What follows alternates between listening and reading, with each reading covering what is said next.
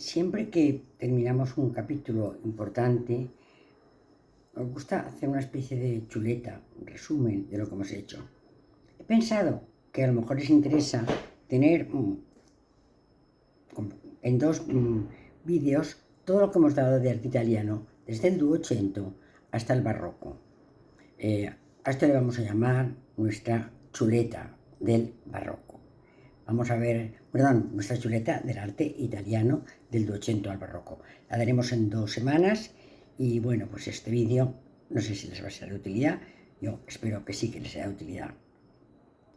Bueno, como decimos, vamos a hacer esta chuleta gráfica desde todo el arte italiano, del Duecento al Barroco. Vamos a empezar por un hecho importante, la ruptura del arte de Bizancio.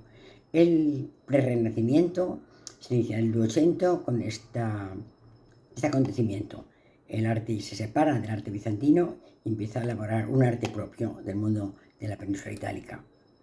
¿Quién empieza este movimiento? Pues lo va a empezar un emperador, el rey Federico II Stauffen, al que llamaron Stupor Mundi, porque era un hombre de gran valía intelectual, de gran coraje, de gran carácter. Hablaba 9 idiomas, escribía en los 9 idiomas y fue siempre un amante de Italia. De hecho, renunció al imperio y siempre vivió en la Puglia, en la parte sur de la península itálica. Sus primeros protegidos fueron los Pisano, unos escultores que trabajaron en su escuela, el padre Nicola, el hijo Giovanni, que pronto se trasladaron a Pisa y por esto lo llamaron los Pisanos.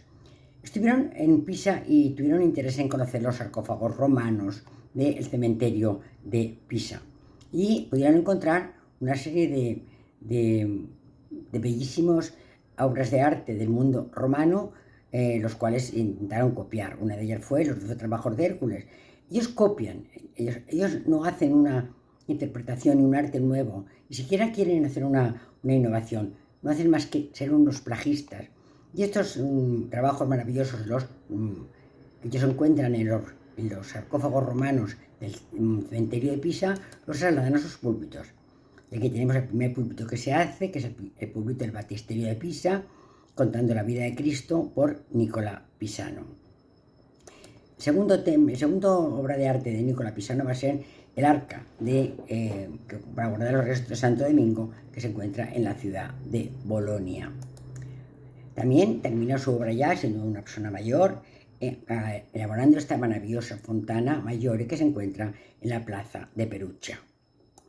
Le seguirá su hijo, Giovanni Pisano, con una copia del arte romano de los sarcófagos mucho más barroca, mucho más retorcida, muchísimo más horror vacui, donde las imágenes se van a multiplicar, va a ser iconográficamente el tema semejante al de su padre. Va a hablar de la historia de Cristo, desde el nacimiento hasta la muerte y resurrección. Aquí tenemos una muestra de la obra de Giovanni Pisano, que se encuentra en el púlpito de la Catedral de Pisa.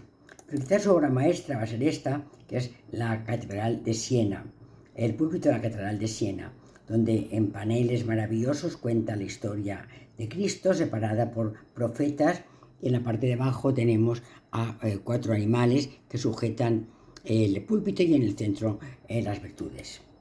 Bueno, esto será el Duecento. Hemos pasado el año 1000, o sea, el siglo XIII.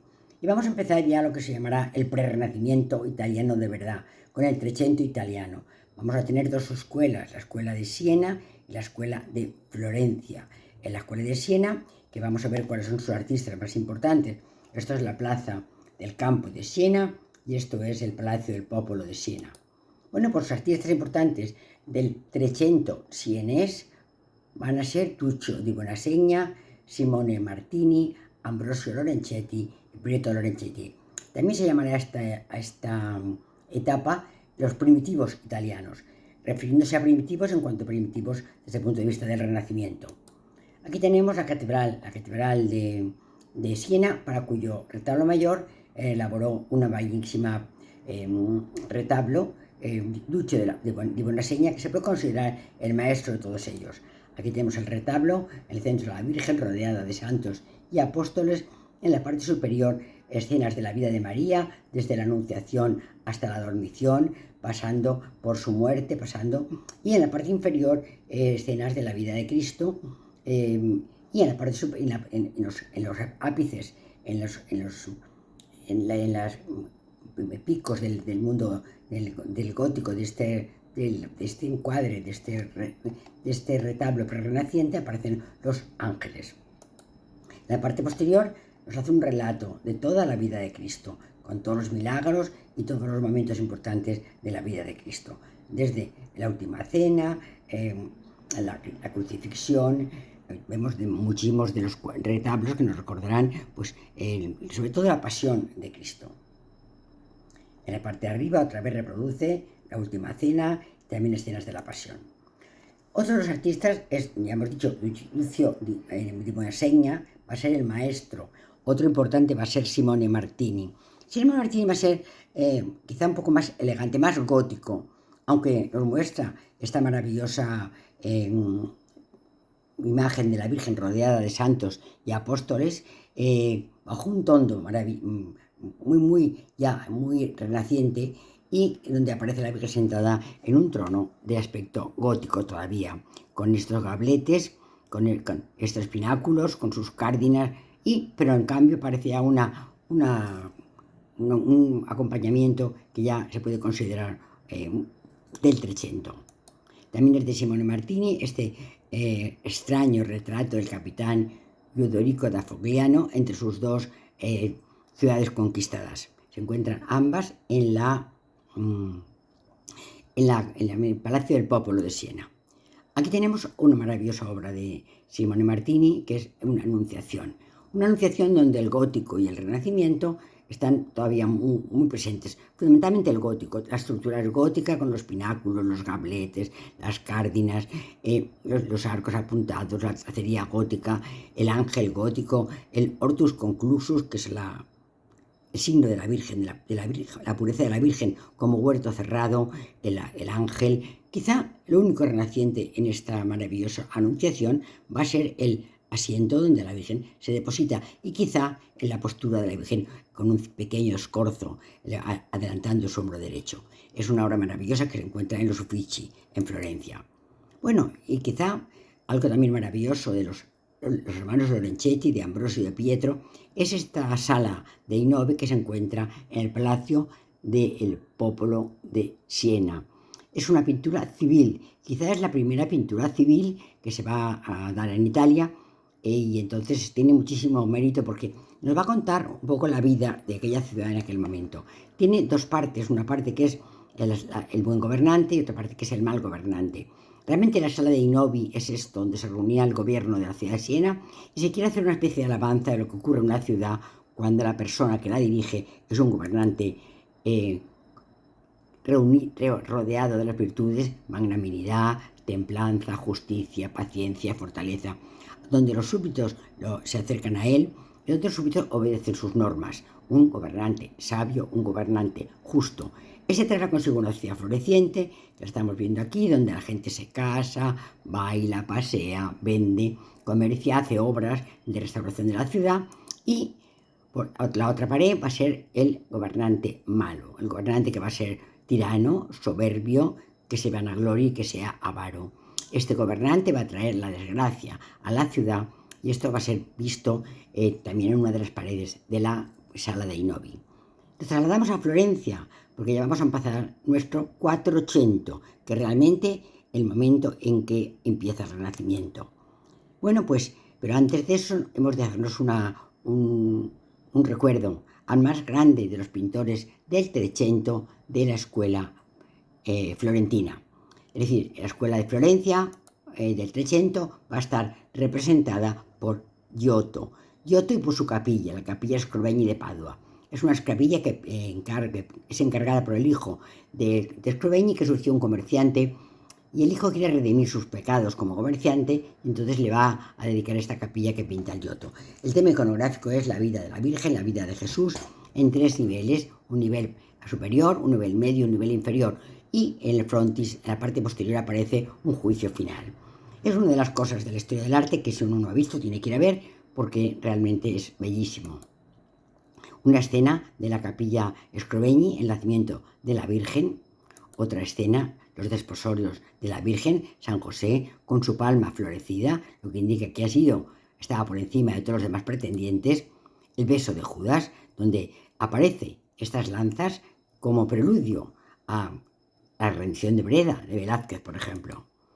Luego tenemos también en Florencia mismo otra capilla, la capilla Bardi, en la cual Giotto nos regala un arte ya muy maduro. Lo que ocurre es que se ha visto muy alterada porque había aquí encima un sarcófago. Bueno, esta es la parte más importante de la capilla Bardi porque nos está hablando de la muerte de San Francisco. Bueno, pues ya decimos que ya hemos dejado el Trecento, es decir, el Duecento, los Pisano, el Trecento, la escuela de Siena y la escuela de Florencia con el Giotto como el más importante pintor del Trecento, de los primitivos italianos. Ya vamos a entrar en el 400 florentino. Y en este 400 es cuando realmente se va a dar inicio al Renacimiento. Y vamos a ver en qué lugar. El Renacimiento empieza aquí, en la puerta este de Ghiberti, en el año 1401.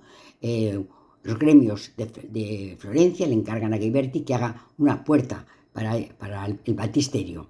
Y Ghiberti rompe con las dos anteriores puertas de tradición gótica y hace una puerta completamente renaciente. Son 10 escenas de forma cuadrada, separadas por lugares donde aparecen apóstoles, profetas. Bueno, pues, ¿qué cuenta? Cuenta la historia de Adán y Eva, la historia de Caín y Abel, la historia de Noé, la historia de Isaac. 10 escenas del Antiguo Testamento.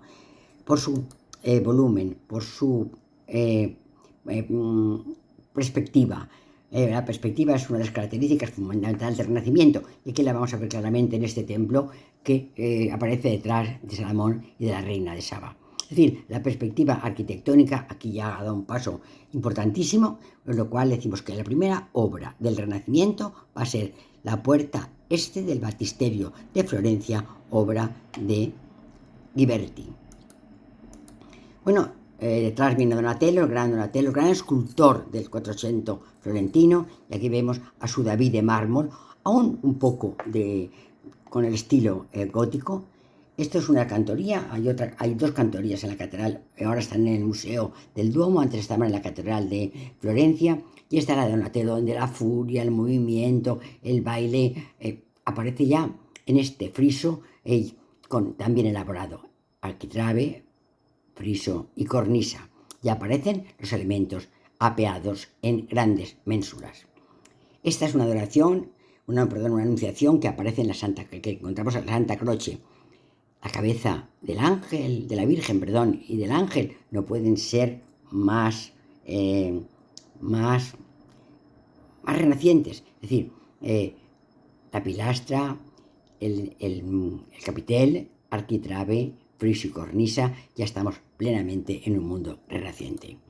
Esto es la sacristía vieja, obra de Brunelleschi, pero con la decoración de Donatello, es decir, las esculturas que aparecen y los grabados que aparecen en toda ella son obra de Donatello. Donatello y Brunelleschi se dan la mano en la sacristía vieja de la iglesia de San Lorenzo de Florencia.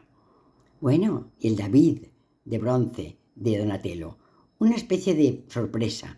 Nadie había imaginado nunca un David con estas trazas, desnudo, con este sombrero, un tanto feminado. Bueno, pues esta es el gran David de bronce de Donatello, una de las obras más importantes del Renacimiento florentino. Su condottiero Gatamelata, que se encuentra en Padua, es un general romano. Es un general romano que a caballo, con la inestabilidad todavía de tener que colocar una bola para apear su pierna al caballo, y aquí tenemos el aspecto de un general romano, es decir, la influencia del mundo clásico es importantísima en la obra de Donatello. Aquí ya no, Donatello ha evolucionado mucho y Donatello va a empezar como un clásico y va a terminar como un expresionista. Esto, si decimos que es una obra del expresionismo del siglo XX, pues no lo podemos creer, la Maddalena de Donatello. Otro artista importante, por su belleza, por su ternura, es la familia de la Robbia. Esta es la Madonna di Via d'Angolo de Luca della Robbia, el representante de la familia de la Robbia. También Andrea Verrocchio nos va a regalar un David que tiene el aspecto semejante al David de Donatello, pero no tiene la fuerza, ni tiene la grandísima clasicismo del David de Donatello. Pero en cambio, su Bartolomeo Corioni, el condottieri de Verrocchio, es mucho más vigoroso, se acerca mucho más ya al mundo del barroco. Este se encuentra en Venecia, en la plaza de Zanípolo, en la ciudad de Venecia. Bueno, y la arquitectura, hemos hablado de la escultura del Renacimiento florentino, y ahora vamos a hablar de la arquitectura. Importantísimo, Leon Battista Alberti, un gran teórico cuya obra va a ser fundamentalmente elaborar el libro de 4 libros para explicar cómo se hace la arquitectura, cómo se hace la pintura, cómo se hace la escultura y cómo se hace el arte del Renacimiento. Esta es una rehabilitación que hace Santa María Novella en la ciudad de Florencia. Y esto es su Palacio Rucellai. Os he puesto aquí una sucesión de órdenes, como aparece en el Palacio Rucellai por primera vez, comparándola con la sucesión de órdenes que aparece en el Coliseo, y un poco comparándola con la sucesión de órdenes que aparece en la rotonda de los canónigos de la Catedral de Valencia. Es decir, el Palacio Rucellai nos muestra esta sucesión de órdenes tan típica del mundo del clásico, del mundo romano. A Alberti le debemos la maravillosa iglesia de San Andrea de Mantua, que se ha de construir por la familia Gonzaga para recibir a su hijo Rafaelo, que ha sido nombrado arzobispo de la ciudad. La parte exterior es un arco romano que puede ser recordar perfectamente el arco de Quito con un solo vano. Bueno, pues recuerda el arco de Quito, y en la parte interior una gran bóveda de cañón con casetones, con una nave única, con capillas entre contrafuertes, un maravilloso crucero, pero fijaros el techo en bóveda de cañón con casetones, típicamente del mundo romano, del mundo clásico. Esta es otra iglesia que hace para Malatesta, el señor de Rimini, para iglesia sepulcral. Aquí están los sepulcros de la familia Rimini. Bueno, el gran arquitecto, sin duda, del Renacimiento florentino. Ya hemos dicho que el gran teórico era Alberti, el gran arquitecto va a ser Filippo Brunelleschi. Filippo Brunelleschi va a hacernos la maravillosa cúpula de la Catedral de Florencia, única hasta este momento, y única por su ejecución, por su técnica, por su valentía, por su grandísimo tamaño, que va a ser el tótem de la ciudad de Florencia. De él también es la iglesia de San Lorenzo, que es la catedral de los Medici. Mirad que 3 naves maravillosas, estas las naves laterales con bóveda vaída, la nave central con casetones conformando el techo de esta nave central, que se eleva sobre las laterales, permite la entrada de la luz. Estos capiteles, el fuste, el capitel, un entablamento nuevo, arquitrabe, friso y cornisa, que servirán para elevar la altura de las columnas. Muchas de ellas son de reciclado, son columnas antiguas que se han encontrado, y para hacerlas más altas añade Brunelleschi esta formación de este segundo arquitrabado. Es decir, arquitrabe, friso y cornisa, 2 entablamentos, un entablamento aquí, otro entablamento aquí. Otro entablamento aquí, arquitrabe, friso y cornisa, arquitrabe, friso y cornisa. El elemento característico del mundo de la arquitectura del Renacimiento. Ya hemos visto antes la sacristía vieja, y hemos dicho que la arquitectura se debía a Brunelleschi. Arquitectura de Brunelleschi. La cúpula, las 4 de trompas que apean en las paredes. Luego también hace una pequeña iglesia en la otra parte del Arno, que se llama el Santo Espíritu, que es una copia realmente muy, muy, muy importante de la iglesia de San Lorenzo. También con 3 naves, las naves laterales con bóveda vaída, también este falso entablamento para elevar la altura de las columnas, y realmente nos recuerda mucho a la iglesia de San Lorenzo. También en la bellísima plaza de Arnuchata nos va a construir Brunelleschi el Hospital de los Innocenti. La elegancia de esta fachada, la elegancia de esta loggia va a dar muestra de la grandeza de este grandísimo arquitecto del Renacimiento, Brunelleschi. Pero aquí no acaba. Realiza en la iglesia de la Santa Croce la capilla de los Pacci. La capilla de los Pacci es un juego, un recuerdo. Esto es una serliana que es una gran creación del Renacimiento, en la cual vamos a tener el dintel, el arco y el dintel. Los dos elementos característicos del arte clásico. El dintel griego, el arco romano. De esto se va a servir Brunelleschi para hacer la antesala de la capilla Pacci. En el interior vemos 4 pequeños bóvedas de cañón. En el centro una cúpula, los 4 evangelistas en las trompas y en la parte inferior decorados con tondos de la familia de la Robbia. Michelozzo, otro gran arquitecto, que es el que nos hace el Palacio Medici-Riccardi, el palacio donde se encuentra, donde vivían los grandes señores de Florencia, los Medici. Aquí tenemos el patio interior del Palacio Medici-Riccardi. Y aquí tenemos una cosa bellísima, que es la biblioteca del convento de San Marcos de Florencia, también hecha por él. Como vemos también, son 3 naves a la misma altura, en este caso, las naves laterales con bóvedas vaídas y la nave central plana, con estos bellísimos capiteles que recuerdan al mundo del jónico. Bueno, ya hemos visto la arquitectura de Ghiberti, de Donatello, de Verrocchio. Ahora luego vimos la arquitectura de Brunelleschi, de Michelozzo, de Alberti. Y ahora vamos a ver la pintura. Y vamos a empezar por la pintura, el pintor más gótico, que es Fray Angelico. Fray Angelico nos va a pintar a la Renaciente ya todas las habitaciones del convento de San Marcos. Aquí vemos una Santa Cena, aquí vemos un Cristo. Fijaros la modernidad de Fray Angelico, que nos pinta estos motivos que de alguna vez parecen arte ya del siglo XX. Aquí tenemos este Noli me tangere, no me toques, que todavía no he ido al lugar de mi padre, pero ya he resucitado. Bueno, también debemos maravillosa. Esta es maravillosa, lo que ocurre es que no se puede ver. Yo la vi porque me colé. Esta es la capilla nicolina que se encuentra en el Vaticano y está pintada por Fray Angelico con la vida de los protomártires.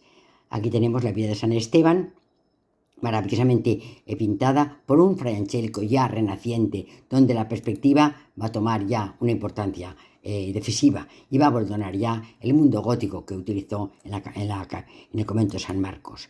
Masolino nos va a pintar en la capilla Brancacci de la iglesia del Carmine de Florencia, Adán y Eva, que todavía guardan un cierto clasicismo y son representantes del mundo greco-romano. Y luego tenemos a Masaccio. Masaccio romperá. Masaccio será aquel que crea la perspectiva visual. Esta es la Trinidad de Masaccio que se encuentra en Santa María Novella.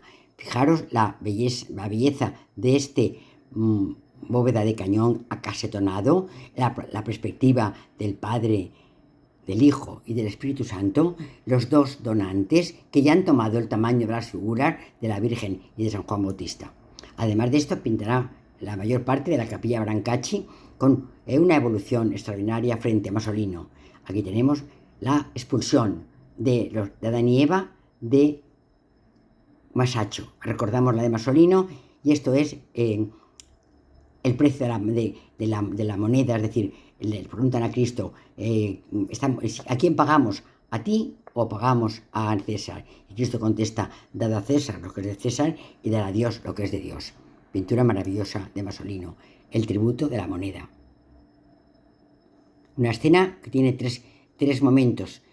San Pedro que va a coger la moneda de la boca del pez, San Pedro que entrega la moneda al tribuno y Cristo que contesta, dar a Dios lo que es de Dios y dar a Cristo lo que es de Cristo. Pedro, obedece a lo que te estoy diciendo. Aquí ponemos la comparación de los dos, la explosión de Adán y Eva clásica de Masolino y expresionista al máximo de Masaccio. Por eso decimos que con Masaccio se va a iniciar el expresionismo. Paolo Uccello nos va a contar repetidamente la batalla de San Romano. La encontraremos en la Galería de Uffizi en Florencia y la encontraremos en el Museo del Louvre de París. También la encontraremos en la National Gallery, es decir, 3 batallas de San Romano pintadas por Paolo Uccello. Andrea del Castaño tiene una bellísima refectorio con una Santa Cena en el convento, lo que queda del convento de Santa Polonia, en la ciudad de Florencia. Aquí vemos en un marco de mármol, de clasicismo que recuerda las casas pompeyanas, tenemos la Santa Cena de Andrea del Castaño.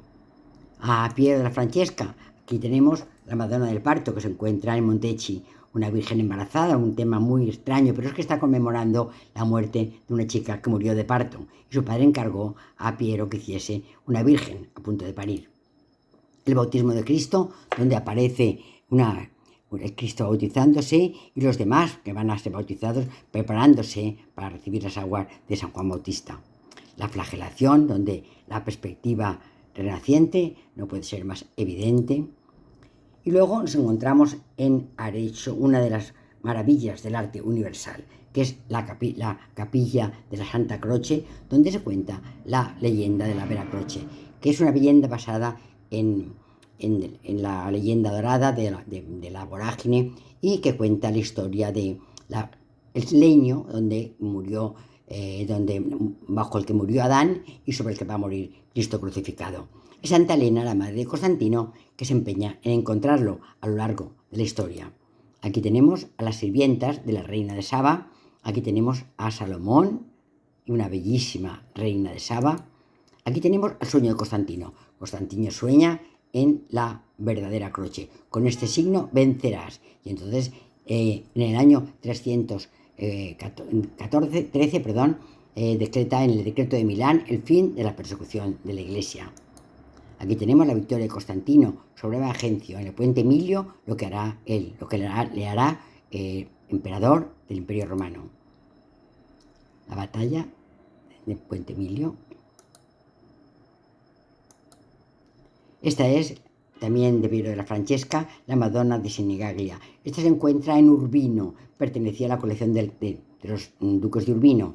Dos ángeles acompañan a una virgen maravillosamente renaciente y un niño que lleva en su pecho un recuerdo de un coral, porque este recuerdo del coral es la simbología de los vasos sanguíneos, que son los que nos darán la vida a los cristianos. La Sacra Conversazione de la Plata Brera, que se encuentra en el Museo Brera de la ciudad de Milán.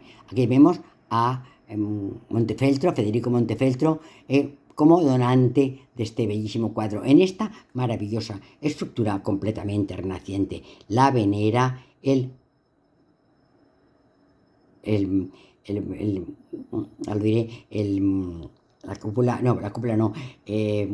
techo con los casetones, es decir, tan típicos del Renacimiento.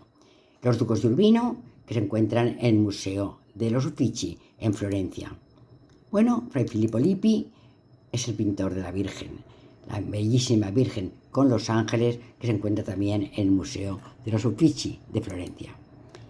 Domenico Ghirlandaio, otro gran pintor, este es un retrato suyo del Renacimiento florentino. Aquí le tenemos pintando en San Gimignano la pintura, la capilla de Santa Fina. Santa Fina es la patrona de San Gimignano, estuvo siempre enferma, llevó la enfermedad con gran calma, y enfrente vemos un altar de los escultores de Lovelo, de Maiano.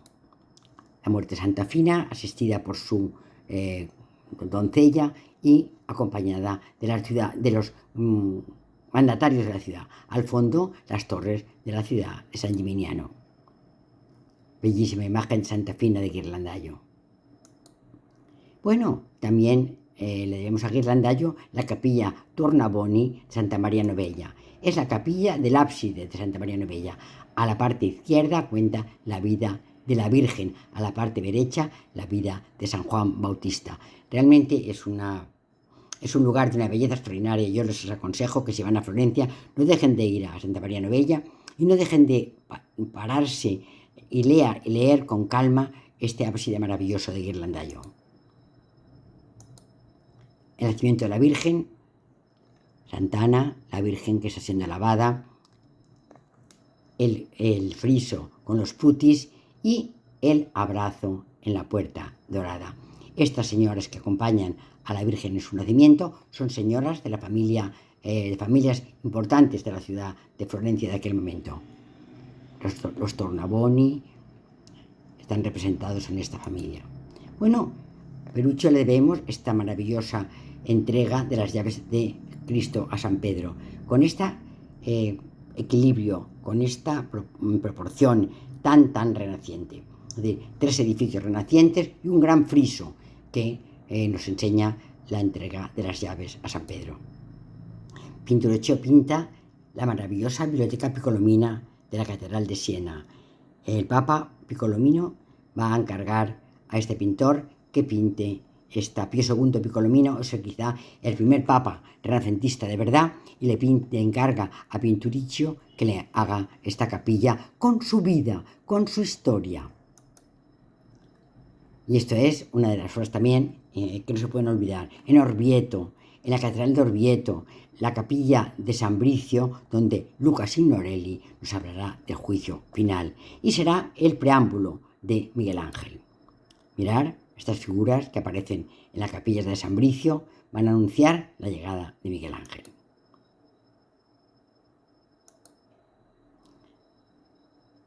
Este es Luca Signorelli acompañado por Fray Angelico. Luca Signorelli, Fray Angelico.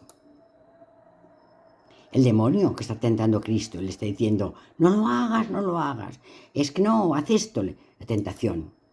Andrea Mantegna, el grandísimo pintor, también tardío ya del primer Renacimiento. Aquí tenemos una pala que se encuentra en la ciudad de Verona, en la iglesia de San Zenón de Verona. La Virgen rodeada de santos y de profetas y de apóstoles.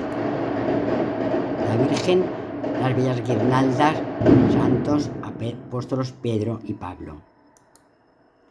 Bueno, y si Mantegna tiene algo importante, es esto: la Cámara de los Esposos del Palacio Ducal de Mantova, mandada a pintar por la familia Gonzaga. Aquí tenemos la familia Gonzaga, que ha recibido una carta según la cual su hijo Rafaelo ha sido nombrado cardenal y arzobispo de la ciudad de Mantua. Aquí lo tenemos, la señora Gonzaga y Rafaelo. Detrás, un recuerdo al arte clásico, desde la pirámide hasta los arcos, hasta las murallas, y Rafaelo con su familia, con sus sobrinos, que está siendo recibido en la ciudad de Mantua. El techo, este trampantojo tan maravilloso que hace que una habitación cuadrada parezca una habitación con un fondo celestial.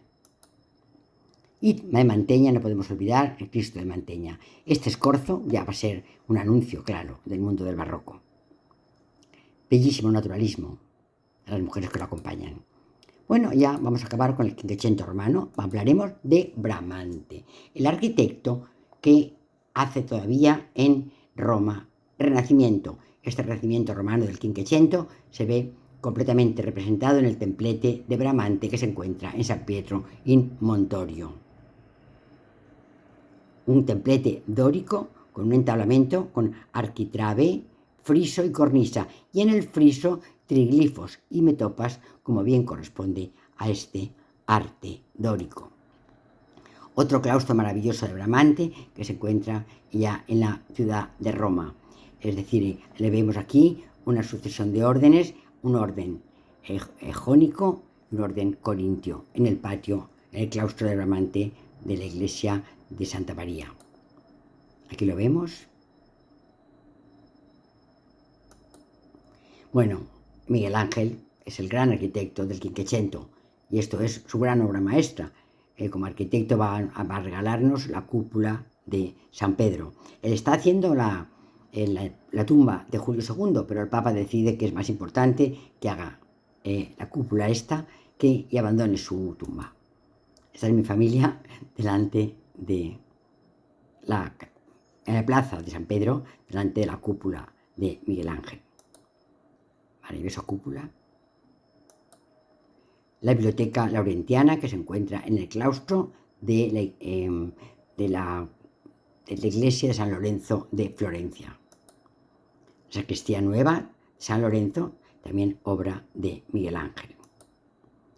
La plaza del Capitolio, con su orden gigante, lo vamos a encontrar también como una de las grandes obras arquitectónicas del Quinquecento romano, de la arquitectura del Quinquecento romano de la mano de Miguel Ángel. También con San Galo, Miguel Ángel colaborará en esta cornisa en el bellísimo Palacio Farnesio. Bueno, luego tenemos ya las villas del Véneto, cuyo artista más importante es Palladio, y aquí tenemos la gran rotonda de Palladio, que es una especie de villa, la villa de la rotonda, que va a ser ejemplo de todo el arte que luego va a aparecer en el neoclasicismo anglosajón. Bueno, en la escultura del Quinquecento, este es un busto, el busto de Belvedere, que se encontró en Roma y que Miguel Ángel tomó como modelo para realizar su escultura del Quinquecento. Aquí lo tenemos en el Museo de Vaticanos, el busto de Belvedere. La Piedad de Miguel Ángel Buonarroti, grandísimo. Este lo hizo a los 20 años y está firmada por él aquí, en la banda que dice Miguel Ángel la hizo. Una virgen joven, un hombre joven, él, que tenía 20 años. Ve aquí, Miguel Ángel Buonarroti lo ha hecho. Bueno, su David maravilloso, que se encuentra en la Academia, en Florencia. Su David maravilloso. Su Moisés, que se encuentra en la iglesia de San Pietro en Cadenas, en Roma. San Pietro in Vincoli se llama realmente porque también están allí las cadenas que trajeron para trasladar a San Pedro desde Palestina a Roma para matarlo. Esto pertenecía a la tumba de Julio II, la que tuvo que abandonar para hacer su bellísimo. Esta es la tumba de Lorenzo en la sacristía nueva. Maravillosa escultura de Miguel Ángel. Esta es la Aurora, otra de las esculturas que adornan la sacristía nueva, el crepúsculo, la tumba de Giuliano con el día y la noche. Alegoría de la noche, alegoría del día. Y las últimas piedades, la piedad florentina, mirar cómo se va haciendo cada vez más impreciso, cada vez más moderno, cada vez más expresionista, la piedad de Palestrina, la piedad Rondanini. Y luego, por último, ya vamos a hablar ya de Leonardo. Leonardo con su técnica del esfumato, es un caballero florentino. Su más bella pintura va a ser esta Gioconda, que se encuentra en el Museo del Louvre. La Última Cena la encontramos en la iglesia de Santa María, en la ciudad de Milán. La Última Cena es una obra impresionantemente bella. Está en lo que era el refectorio. Ha sido restaurada, pero realmente la visión de ella merece la pena una visita a Milán. La Virgen de las Rocas, que se encuentra en el Museo del Louvre. Y por último, el Miguel Ángel pintor, con la pintura maravillosa de la Capilla Sistina. San Andrea de Laval, pintada por Dominichino y Lanfranco, para que veamos la diferencia entre la obra de Miguel Ángel, la obra de Dominichino. Aquí vemos la creación de Adán, la creación de Eva, la expulsión del paraíso, la Sibila de Cumas. Bueno, es quizá encontramos aquí una obra de Miguel Ángel que fue uno de sus grabados muy importantes, los grabados sobre Gamínedes. El Tondo Doni y Rafael, otra vez la entrega de las llaves, recordemos el de Peruchio, las Tres Gracias, la Madonna del Gran Duque y las estancias de Rafael. Lo más bello del Vaticano. Yo estuve con mis nietos hace poco, aquí los tenemos a todos, a mis hijos, a mis nietos, porque además tuvimos la suerte de entrar a las 7 de la mañana y estuvimos solos, cosa que es milagrosa. Esto es la estancia de la asignatura, donde aparece la escuela de Atenas, y bajo mis hijos con mis nietos. El Parnaso, aparece Apolo con las ninfas, la misa de Bolsena, aquí un retrato de Rafael, un autorretrato de Rafael, a mi nieto Abel con el retrato de Rafael. El incendio del Bosco, otras las estancias de Rafael. Abel conmigo, bajo Eneas, que transporta a su padre cuando termina la Ilíada y va a fundar Roma. La estancia de Constantino, con Abel.